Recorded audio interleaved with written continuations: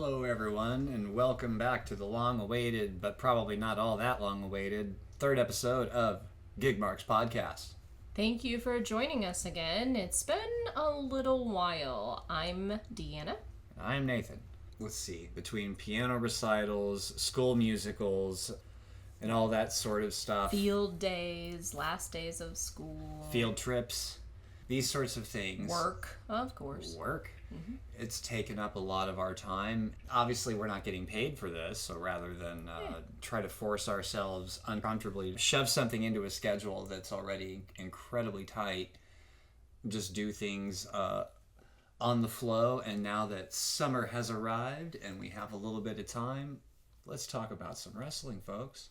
Absolutely. We're also doing this to kind of get our mind off of the fact that we've had a lot of storms here, too, and we had a giant tree fall in our neighbor's yard. Our tree fell in the neighbor's yard.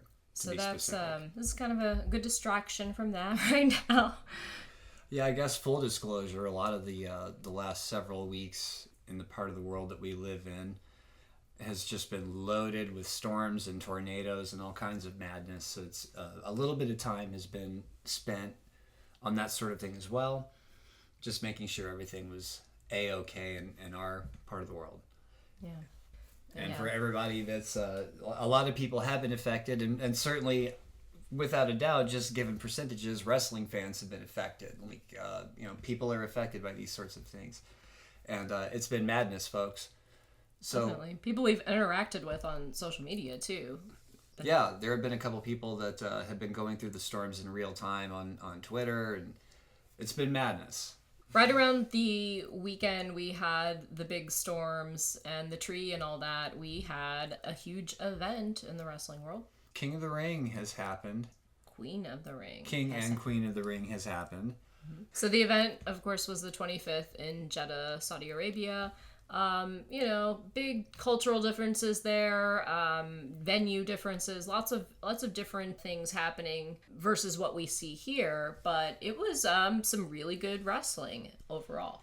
And the crowd, for everything that we're fed here in the States about how you're supposed to look at Middle Eastern countries and how the people are and how they behave and so on and so forth, the majority of the crowd appeared to be as any other wrestling crowd today would be, with the shirts and the signs and cheering and booing. And they knew the words to the songs. They had followed along. They knew the motions. It wasn't just a group of people that were there as spectators. They were true fans. And you can tell true fans because you're seeing different reactions from different people in the crowd as things are happening.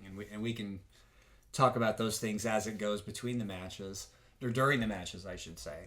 There was a lot of that. It was pretty cool. I wish I had the guy's name in front of us right now, but there was a guy, we're in the Cult of Cornette Facebook group, and there was a fellow that posted a picture from there with the Cornette face artwork with the headgear drawn onto it, like this fabulous Middle Eastern cornet kind of thing. So he was there at the event. How cool. And, relating to that on social media and seeing this person and then talking to him for a brief moment. Yeah, we connected with the dude in real time during the show for a moment, or a few moments anyway, which was really cool. And we started following on Twitter again in real time.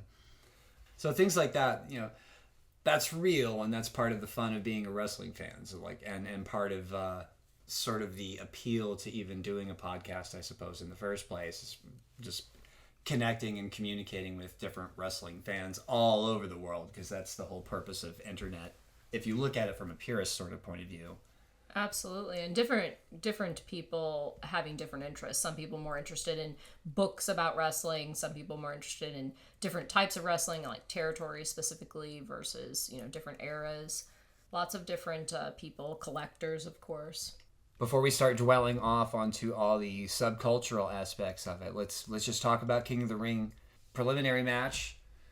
Jade and Bianca are still doing this pair tag team thing. They're paying their dues, whatever they're doing here, and they're getting put over, of course. And Indy Hartwell and Candice LeRae, they were just there to kind of take the brunt of it, basically. It was fine, I guess, for what it was. But there were some injuries with a couple of these different matches from this event that leading up to it could have gone a different way had this person not been injured several weeks ago or what have you. And that's one of the questions there. Would like Asuka or Damage Control have... It probably would have been cool to have that rematch with Damage Control. Would have been a better contender, more interesting match for sure. And quite possibly, if Asuka comes back from her injury in time, you could have that for Survivor Series, maybe. Mm-hmm. Or rather, SummerSlam, I should say, actually. As a match, just as a tag team match, it was what it was. There wasn't too much to be expected. My favorite part was Bianca Belair's silly braid getting wrapped around her face when she leapt up from the mat at one point. I thought that was hilarious. And we had to watch that a few times. That was... I put together a very low-quality upload of that, and I'm going to make a better GIF in the very near future. It's got to go. It really does. It's hilarious. The one thing that I'd like to give notice to as far as the match and just sort of watching things develop, because Jade Cargill is still developing. She's still green. But her corner splash, I like the way that she's doing that, where she'll launch herself into the opponent, but say she's not throwing her arms up, say around the person coming down, like almost like a hug or something. She keeps her arms down, like towards her side, to where she's just like a tackle, like a chest bump. Right. Wah! It's just a straight, blunt force straight into it. And it looks really cool. Yeah. And she was doing it a few times during that match where she was running between the two corners. You know, building up momentum. Hit Indy on one and then hit Candice on the other, and so on. And that was a cool little combination of, here, I'm going to do this with my body. Check this out. Like, I liked that. Yeah. Bianca won by pinning Candice LeRae, and goodness knows that was going to be the win. No way at all were those tag team championships being switched. And that was that match. On to the next one. Next one, Becky and Liv. Becky and Liv. Yeah. So... It was all very expected. If you'd read anything online, you'd seen that Becky is needing her contract was coming up and needs a break and all the things. So yeah, and it seems logical just viewing wrestling and wrestlers outside of their work schedule and what's expected of them. It's summertime. She and Seth Rollins have a child, and it seems appropriate that they would take the summer off to spend with their child, of course. But looking at it from a point of view as far as a match, here are the notes. Slow, boring, who cares? Dom comes in after obvious cues, costs Becky Lynch the match. Yeah. Who gives a shit? It was very slow. Both of them are at a size and athletic ability that they should be moving much faster, in my opinion. But they don't. Absolutely. They're so slow. The ridiculous over... what am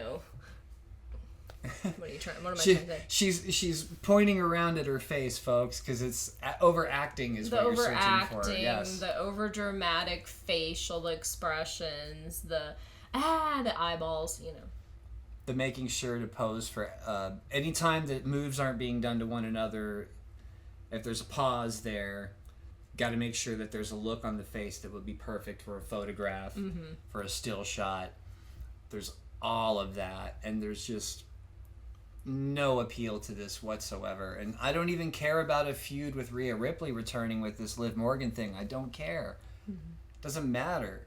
Liv Morgan's not an athlete like Rhea Ripley is. Not even close. Like, I want to see Jordan Grace. I want to see Shayna Baszler. Yeah. I'd like to see Charlotte come back before she destroys her knees to the point where she can't wrestle anymore. Like, that's like...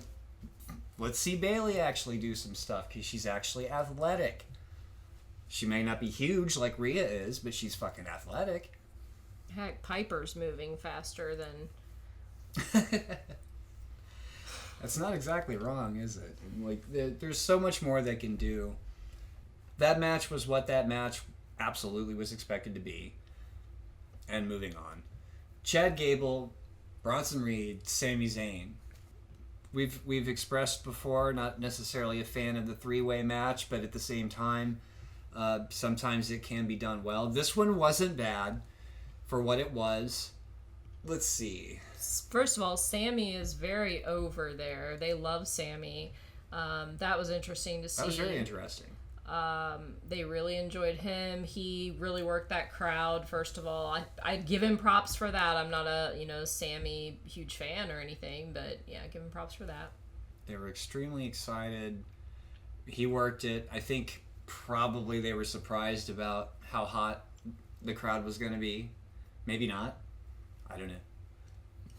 I really got impressed with Chad Gable, and I thought he was really doing a great job selling a lot of the moves that were put up, and his intensity was really genuine. I'm happy that they gave Sammy his moment there, but then once that was done and it came down to the business at hand for the match, I don't think anybody really thought that he was going to lose the title, or like he would have lost the title there. Right. But the idea of here's this challenging match and it needs to be put up like an authentically challenging match that already had its own side angles going on outside of here's this match, like say Chad Gable and Otis, like Alpha Academy crumbling at the foundation kind of thing, because Chad Gable's doing what he's doing. It was too much too. It ended up kind of like it was distracting here and there, especially if you guys go back and watch, or maybe you noticed it the first time, but there are two cameras at ringside that are just sort of right there in your vision the whole time. One of them's paying attention to the action in the ring, and the other one's just on Otis the whole time. And Otis is making a point to watch the match and kind of be engaged with watching the match, but then every once in a while he just sort of stops and poses for this other camera, and these I'm conflicted poses because he's trying to sell the story of what's going on with Chad Gable. Right. It comes across as trying way too hard. And we could see it, like even though it wasn't the focus of what was happening on screen, you could still see it happening in the corner of the screen and so on. So that was a little distracting. Bronson Reed was certainly working well and proving that he has the ability to do some good things in that ring with some speed and some strength, which I always enjoy seeing both, when a guy can be just like this massive beast but can move quick too. I love that. And his flexibility, that's what I was impressed with. He was just moving so fluidly, and I was just surprised at his flexibility and the speed that he had. And it looks like they're going to build up as like sort of a side thing, like I can't remember where it was specifically, but I want to say that it was somewhere on Twitter, but the comparison going on as far as size and strength, body mass and so on going on with Bronson Reed and Otis, since they're both just these massive dudes. I'm quite sure those guys, like, you don't necessarily always want to have two huge dudes just clashing all the time, but I could see those guys having like a good athletic wrestling match.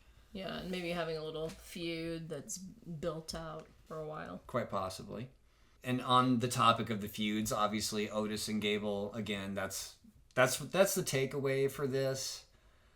The Sami Zayn thing with the crappy kids show music, it is what it is, and I don't see how they're going to be able to keep that going forever. Eventually he's going to lose that title to some wonderful heel, and just haven't figured out who that's going to be yet. Well, but it wasn't here. Maybe focus on who's coming up that could take it. I don't know offhand for sure. Well, if there were some kind of a feud actually happening, like I don't know, can you even pull one out? Like now, I suppose if we go back in time a little bit and acknowledge Sami Zayn and the Bloodline connection with this new Bloodline faction doing what it's doing, maybe one of those guys come along and, you know, Sammy, we never liked you, and just destroy him that way, take the belt. That's certainly possible. But Sammy won this as everyone expected him to, and he gets the pin on Bronson Reed because they're not going to have Chad Gable lose clean right now because he's building up way too much heat for them to just like, okay, you're going to lose to Sammy just like clean. Can't be that. So Bronson took the drop, and that's cool. That worked too because he's a big beast, and he'll be able to come out of it too. I do like that Sammy has kind of an unpredictable, like, I don't really know what's going to happen with Sammy, and I guess that kind of makes it interesting because it doesn't seem predictable. In what way? In a storyline way, and like what's going to happen to Sammy? Who's he going to have to defend his title to? Because right now he's just kind of there with the title. Right. Yeah, I see what you're saying. That's Who's going to come after it? There's a lot of options. We could throw Braun Breaker into that conversation, like, cause he's sort of working that, like, he's not working like a baby face at all. He's working like, I'm just gonna destroy you, kind of beast, and doesn't care.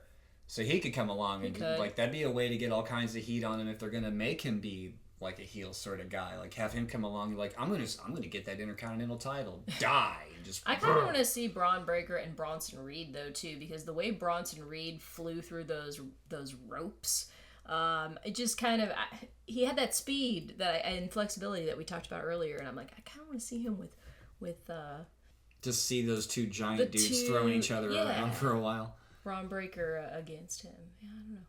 So the next match was the Queen of the Ring final. Lyra here's the tongue twister last name, forgive me. Lyra Valkyria. Nope. Valkyria. Lyra Valkyria. Lyra Valkyria versus Nia Jax. I do love this new Nia Jax more and more as I see her. She's still a little sloppy, but she's definitely working better. The fact that we're even saying that is funny because we were just so...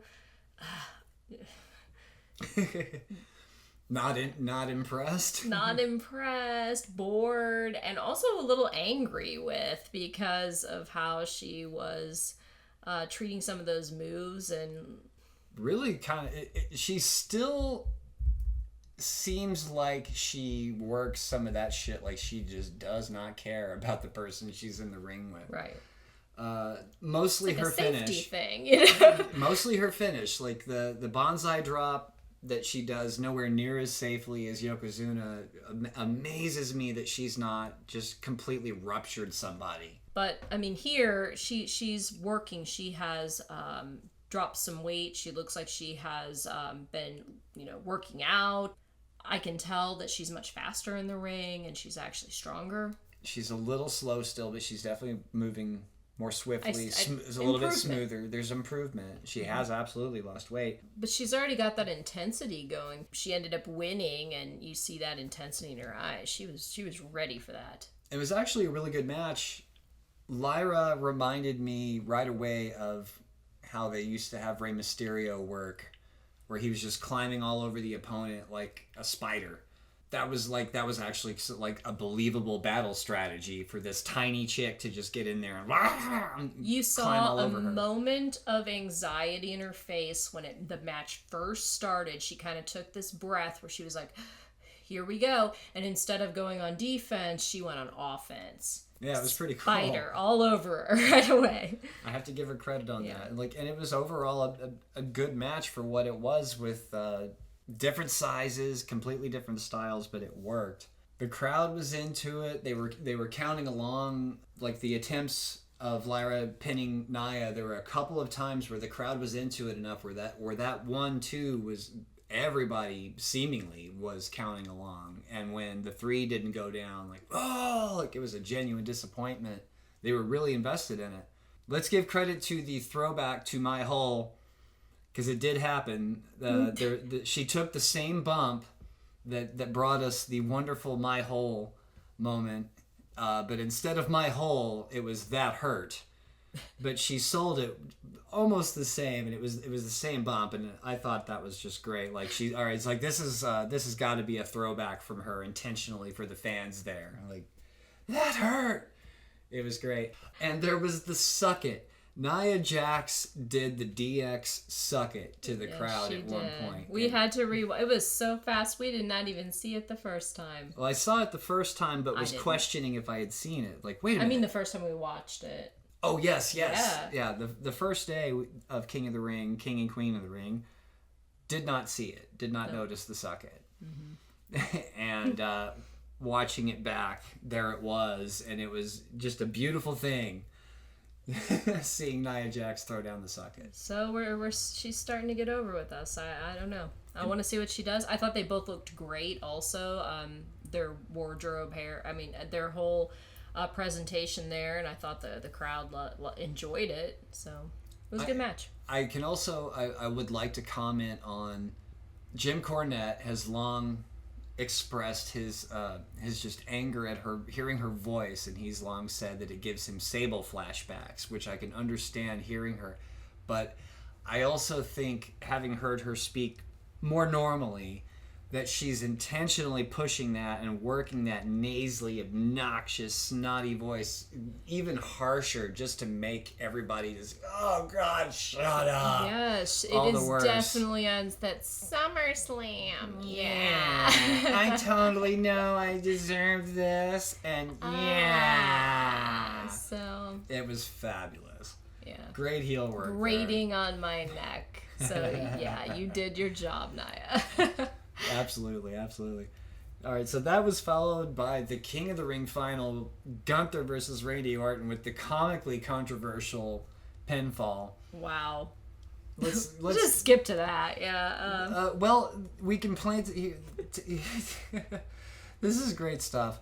Early on in the match, there's a bit where Randy's got a hold on Gunther, and the referee, it's like they're planting seeds to the audience watching at home of like that this is going to happen. Foreshadowing. It's all foreshadowing, because you don't often see the refs doing the old bit where they put they're sliding their hand underneath the guy's shoulder, like to make sure it's not touching the mat, like slide the hand Very in, slide intentionally. the hand in. And yeah. it was obvious and over, and Randy's doing this hold and looks right into the camera with this goofy Randy Orton expression that you only see on Randy Orton's face when he's intentionally being a smart ass, and that's go back and look at that one. Hey, we're playing. Here's that spot you wanted for the camera, boss. There it is, shoulders up. I'm doing it.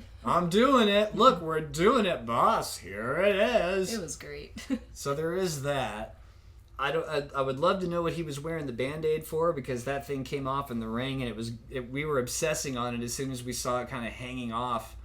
That Band-Aid was a whole tag team partner. It was hanging on for dear life. I mean, props to whatever company that was that glue was hanging. Decent adhesive to hold on through all that sweat. Yeah, that was pretty good. But ew, all the same. Ew.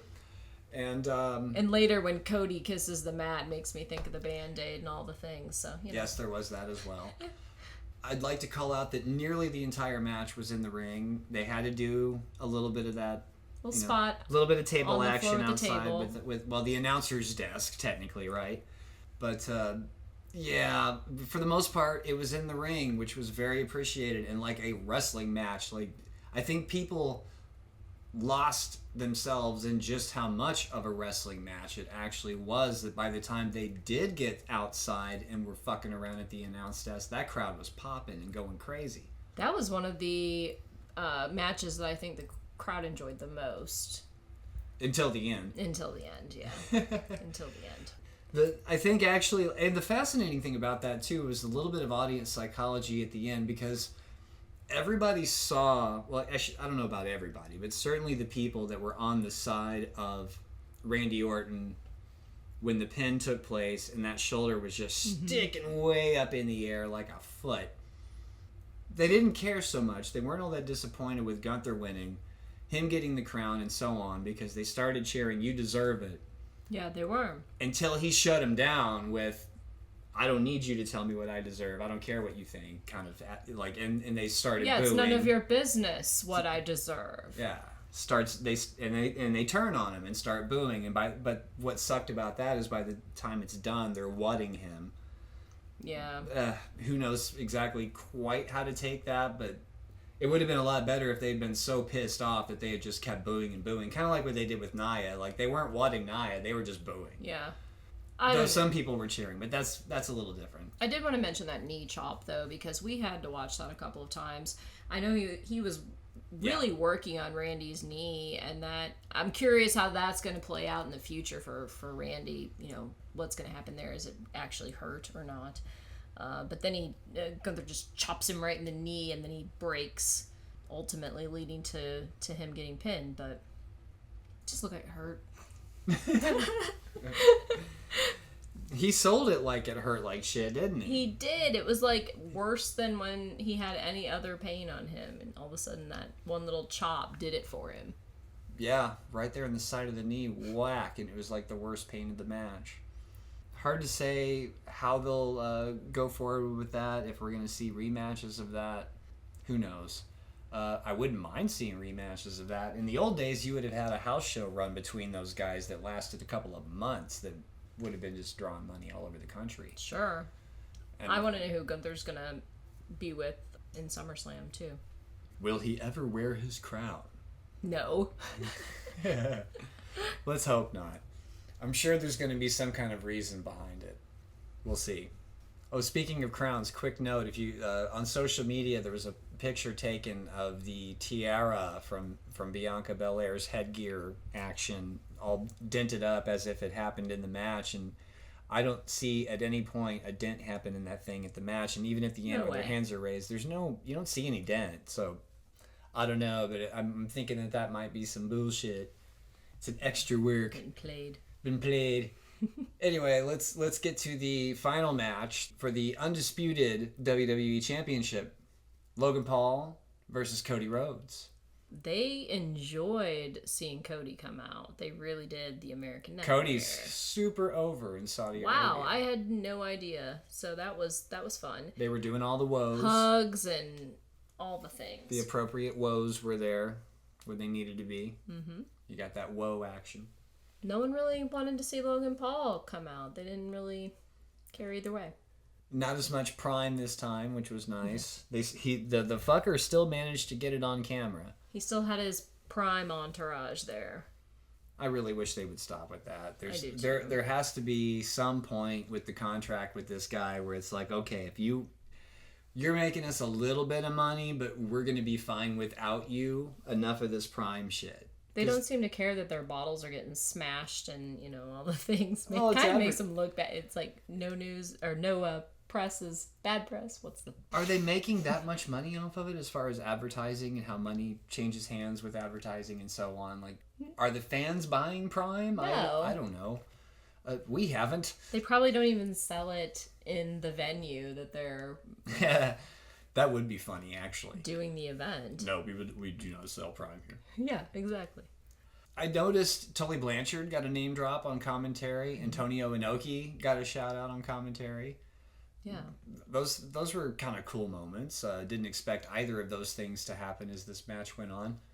People have been talking about the different camera work now that Kevin Dunn is gone, finally, and we're seeing much better stuff. Fewer edits, less headache-inducing bullshit on the screen. And one critique about something they tried in this match that I feel like we may have seen, if not at WrestleMania, possibly at Backlash, but a wide-angle lens that's right there looking into the ring, like very closely into the ring. Like the guy's probably standing on the apron shooting it. But And everybody looks so tiny. the ring looks massive. And the guys look really small. It just doesn't really... Kind of the opposite of what you really want it to be, I guess. I enjoyed when the match, first started to just watching Logan's footwork and how he was working around Cody, kind of like a fighter in a way, and just that was pretty cool. They worked kind of the best form of a modern wrestling match by my standard of what I like and what I do like and don't like in modern wrestling. Those two worked a modern wrestling match pretty well, as close to perfectly as you could. There is one thing about the modern style that I would like to critique as well, of the standing moonsault. We both noticed when Logan Paul does the standing moonsault onto Cody. If you look back at that on video, it just doesn't look good because it's completely apparent that the guy's all that impact is just landing on the legs of the person doing the moonsault. Right into your knees that are, when you're in wrestling, are already going to be wrecked anyway. Yeah, it doesn't make sense to me of like, okay, the majority of the impact, just physics dictates this alone, the majority of the impact is going to be feet, ankles, shins, knees, thighs, hips, then torso and chest. So by the time you get to torso, chest, upper body, like any of that's actually coming in contact with your opponent, you may as well stand there on the other side of them with a pillow and hit them full strength, and it would be about the same level of impact unless you're just 400 pounds and happen to be able to do a fucking standing moonsault. The other thing that Logan needs to stop doing is yelling so much. He is constantly yelling things. He's like, I hate you. That was really hokey. Why? What else did he do? The who the hell are you moment, which was it popped me the first time, but when we watched it back the second time, it was like, how corny. The special guest ring announcer had hopped up on the apron, or first he grabs Logan's leg. Well, Logan had the brass knuckles. He didn't want, all that interference, so he hopped up on the apron. So the guy grabs his leg, hops on the apron, like, oh, what are you doing? And Logan, that's his reaction, like, who the hell are you? He's like, he announced you, dummy. He was already there. And at the same time, the who the hell are you? We're supposed to know who all these twits are with Prime t-shirts that always get involved in his matches. Because they're always some kind of social media star. Right. One of them even got into an altercation with Cody. I mean... And then wonderfully, backed down. Cody pulls him over. He's like, no, don't hurt me. That was all fine, I guess. But it's getting tiresome because we've seen it every pay-per-view that Logan Paul works. Or, premium live event that Logan Paul works. There's always some interference for the Prime spokesperson. Ugh. And it was seriously cool, though. We do have to give Logan all the marks for spitting into the air, the Prime, the pink Prime. That was cool. I didn't even mind took a minute drone shot circling around, the 360 shot. It wasn't overly fast. Sometimes when they do that, it's so spinny that you feel like, oh God, why? Yeah, you wouldn't have wanted it to have been too fast, of course. No, it was just a perfect little spin. The drag to it is that that Cody's down there, laying there, waiting to take the splash. Yeah, looking at his watch practically, all right, here we go. Knitting a sweater while Logan takes a drink. And for the sake of the shot, especially because that they'll reproduce that in a video game somewhere down the line. That's exactly what it looked like. Thing. And it looked like a video game shot. Fine. They ended up paying for it, getting a cool shot that, again, much cooler than anything Kevin Dunn would have come up with. That was fine for what it was. The match was fine for what it was. Again, the modern style, this was a great match between two guys working the modern construct of a wrestling match and having it actually be believable as professional wrestling. And Cody wins, of course. Cody wins. What would you expect? And he kisses the mat. Yeah. Covered with Randy Orton's Orton's ooze. Band-Aid goo. And everyone in the crowd rejoices. They were all super happy. They all sang the song, the whoa-wows. Phones were everywhere. Some were taking selfies, some were not. But it was fascinating to watch. It was really interesting to watch the crowd. For the most part, it seemed like any old other wrestling show. Yeah, 40,000 people at the arena there in Jeddah. Yeah, we forgot to write down the name of the place, but we do have that it was in Jeddah. We're gonna say Jeddah Arena. I don't know if that's true. They refer to it as the Superdome at one point, from what I recall. Yeah. They absolutely refer to it as the Superdome at one point, which, as an old Mid-South fan, that's just kind of odd to hear. But great for what it was. Just to compare very, very briefly, because we have not done a podcast for a while, we skipped over Backlash. This crowd was far less annoying than the Backlash crowd. For sure. The Backlash crowd was, they didn't really know what was going on, first of all. They seemed far more set on just singing shit and chanting shit than being involved in the wrestling match. And that was the thing that was the main annoying part for us watching it. Was at first it was quite interesting. Randy Orton comes out and they go absolutely nuts, sing along to the theme song. Wow, didn't expect any of this. Yeah. But then they just wouldn't shut up. And cool. Felt disrespectful or something. Cool that they were that excited, but it was a lot more like a football crowd, meaning football everywhere but in the United States, actual football. Soccer. It was that kind of crowd. to my mind, more than a wrestling crowd, because they were all behaving like a football crowd would, just like their chants are just going no matter what's happening on the field and all that kind of stuff. And to me, like, that's not being invested in it. That's just doing what the audience wants to do. Whatever's happening in front of them be damned. And that doesn't make sense. It kind of goes against the whole purpose of wrestling in the first place. If you subscribe to the concept of the story, if you subscribe to the concept of the drama, however you want to verbalize it, the crowd not rising and falling with the drama in the ring, but instead just singing and chanting and stomping, well, what the fuck is that? That's hoo-ha. It's just noise. It's just noise at that point. Well, we have next event is Clash at the Castle. Clash at the Castle. So that I'm actually looking forward to that, but I'm sure Drew will be. It'll be all Drew all the time. Yeah, Clash at the Castle. I don't know. Feels like it. It feels like it. You would think that Drew's gonna take the title off of Damian Priest. All that sort of stuff. Doing a rematch. Home country, home turf. But at the same time, that's not a rule to have, like, oh, you're gonna win in your hometown. No, not necessarily. So will they go with what's expected, or will they do something different? Especially since CM Punk should be making his return anytime, and you could see him getting involved and keeping Drew from winning, like interfering in some way. Who knows? Which is one of the things that I'm liking about the current run of everything, is that it is getting slightly unpredictable. Everybody thinks they're a goddamn expert, but it doesn't mean that they are. Certainly we aren't. We're just fans talking.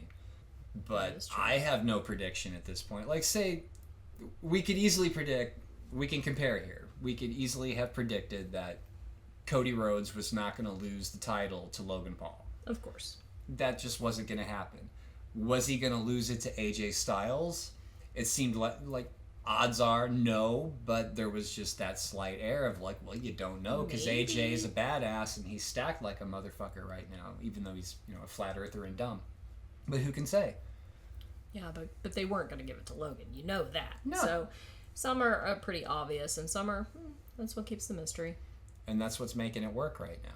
And will continue to do so. The Logan Paul Levesque era, as Logan Paul says.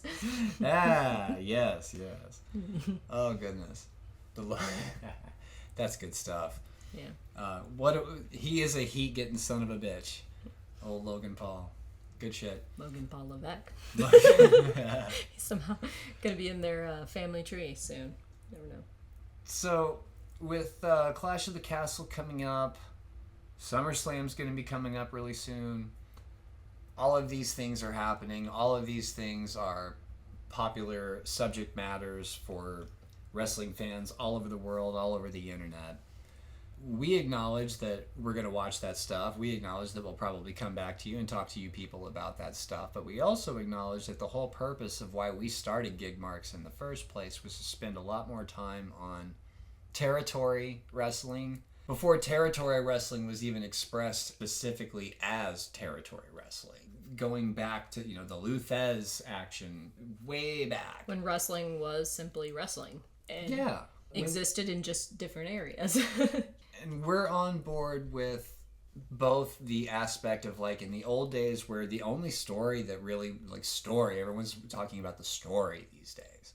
Way back then, the only story that would have been told is this guy says he's the champion, or, he is the champion, says he's the best, whatever is going on. Like, you basically have, two athletes that are competitively going against each other, and it's a work, and they're fooling the people with this gladiator status battle, and that's all you needed. Who's gonna come out on top between this just you have contest? Two jobs. You come out, you put on airs that you're the best, and then the second job is you are the best. You win. It's you have to either win or you lose, and then who knows what happens. And even the loss should come off, unless it's like a squash, the loss is going to come off way back when, if somebody lost a match, a truly intense wrestling match, and I'm not going to try to name names and be inaccurate and win losses and everything. So just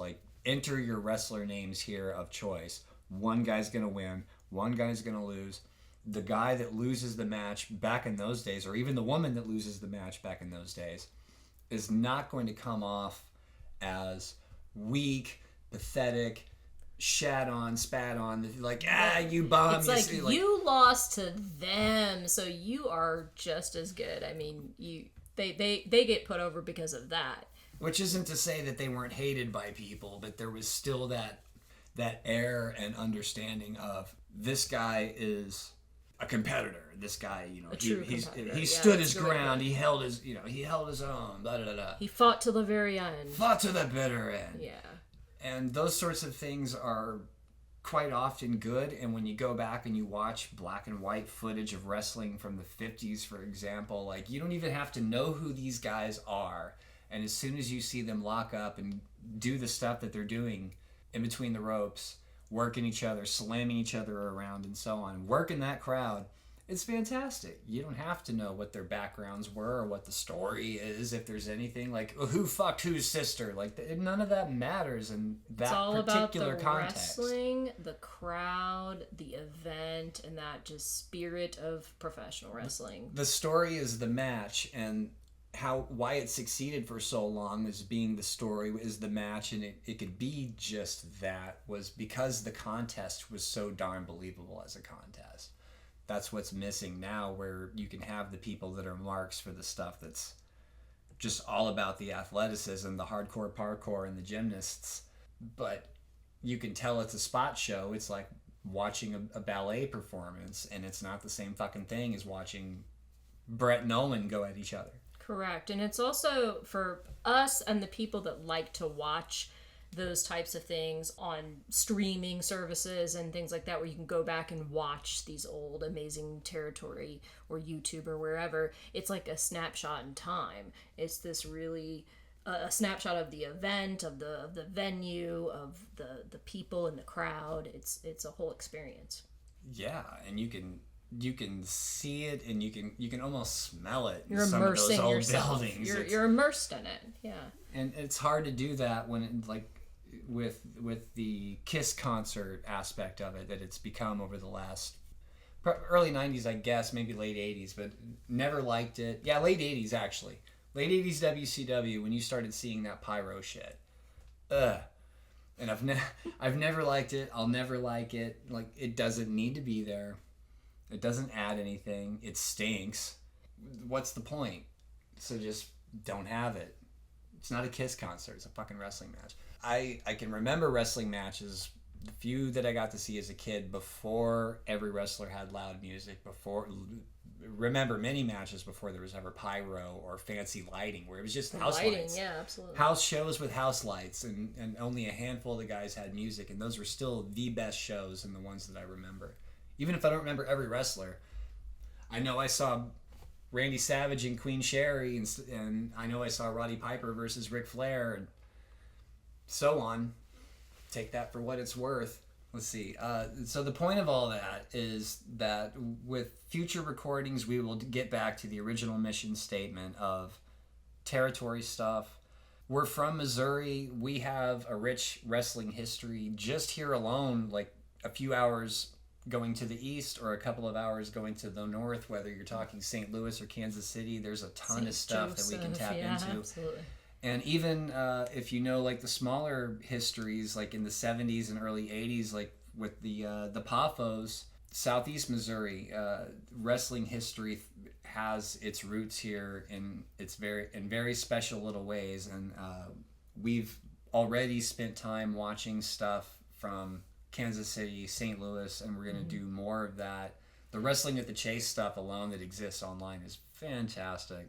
And not just reviews, we want to talk about just wrestlers specifically of that time, whether it's a bio on them or something like that. Also, we have a lot of books and media that we have to look at and discuss. It's a bottomless well, and goodness knows for every, all the thousands of podcasts that I'm sure are out there in all different languages all over the world that are focused and devoted to pro wrestling. There's always going to be a new take, a new observation, and goodness knows, always somebody new to the game that's seeing Harley race for the first time, that's seeing young Terry Funk for the first time, that gets to hear Roddy Piper talk in 1982 for the first time, and all these sorts of things that are Cornette. We've name dropped the man a few times, the true GOAT.